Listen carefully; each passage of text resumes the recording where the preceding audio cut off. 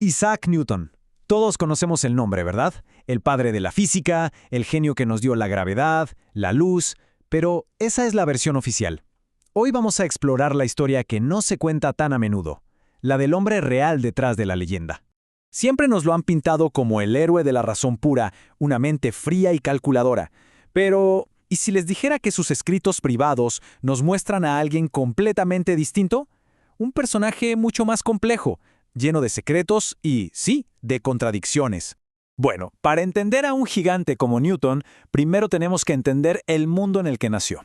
Y no era cualquier época, ¿eh? Estaba justo en medio de la revolución científica, una de las sacudidas intelectuales más brutales de la historia.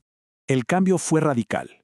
Se estaba dejando atrás un mundo basado en la autoridad y la fe ciega en los textos antiguos, como los de Aristóteles, para entrar en uno nuevo.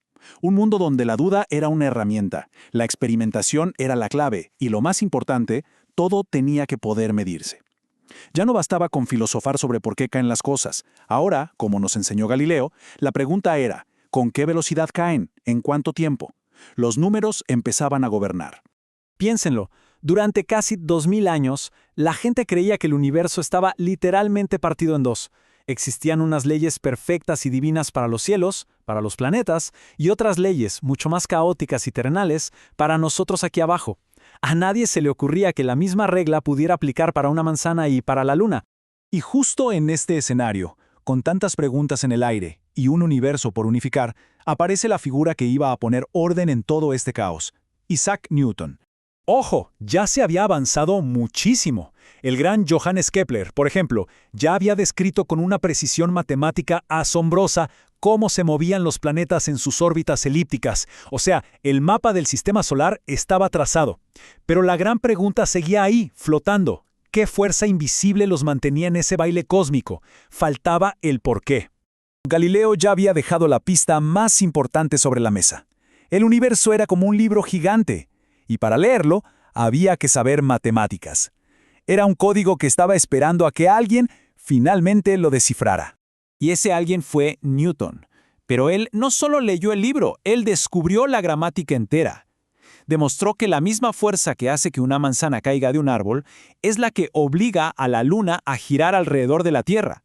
De un solo golpe unificó el cielo y la Tierra. El universo, por primera vez, tenía un solo manual de instrucciones. Y para lograr semejante hazaña, tuvo que inventar sus propias herramientas. Creó de la nada el cálculo infinitesimal, un lenguaje matemático superpoderoso. Formuló la ley de gravitación universal, esa ecuación que lo explica casi todo a gran escala. Y de paso, con unos simples prismas, nos demostró que la luz blanca es en realidad la suma de todos los colores, casi nada. Esta es la historia que todos aprendimos en la escuela. El científico heroico, el pilar de la razón, pero es justo aquí donde nuestra exploración se pone de verdad interesante. Y la respuesta, como ya se imaginarán, es un rotundo no. Esa imagen de científico puro es una simplificación, casi una caricatura que se fue construyendo con el tiempo. Hoy, gracias a que los historiadores han podido bucear en sus miles de páginas de notas personales, en sus diarios, sabemos que el Newton público era solo una cara de la moneda. Detrás de él se escondía otro Newton, uno secreto, obsesivo, místico y francamente mucho más fascinante.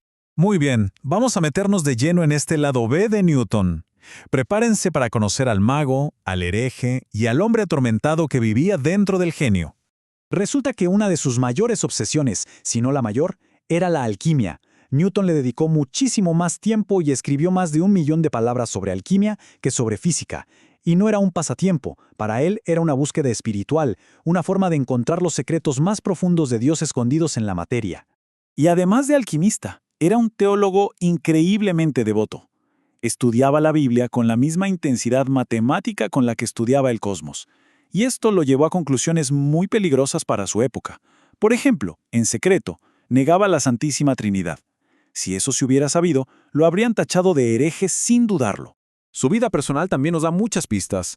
Nació sin padre, y a los 3 años, su madre volvió a casarse y básicamente lo abandonó, dejándolo con su abuela. Esa herida, esa soledad de la infancia, lo marcó de por vida. Su trayectoria es la de un niño solitario que se refugió en su mente y terminó convertido en el científico más famoso del mundo, enterrado como si fuera un rey. Todo ese pasado claro forjó un carácter complicado. Era un hombre muy arisco, desconfiado, incapaz de recibir una crítica. Y sus peleas con otros grandes científicos como Robert Hooke o Gottfried Leibniz, por quien había descubierto que primero, fueron legendarias por lo crueles y amargas que llegaron a ser. Entonces, ¿qué hacemos con esto? ¿Cómo reconciliamos al Newton de los libros de ciencia con este otro Newton, el alquimista, el místico obsesivo? La clave está en dejar de pensar que eran dos personas. No lo eran. Eran un solo hombre. Newton era todo esto al mismo tiempo. El científico que buscaba leyes universales era el mismo hombre que buscaba la piedra filosofal y el que intentaba descifrar el Apocalipsis. Todo en uno. Y aquí viene la idea más potente de todas. Tal vez su genialidad no surgió a pesar de estas contradicciones. Quizás surgió precisamente gracias a ellas.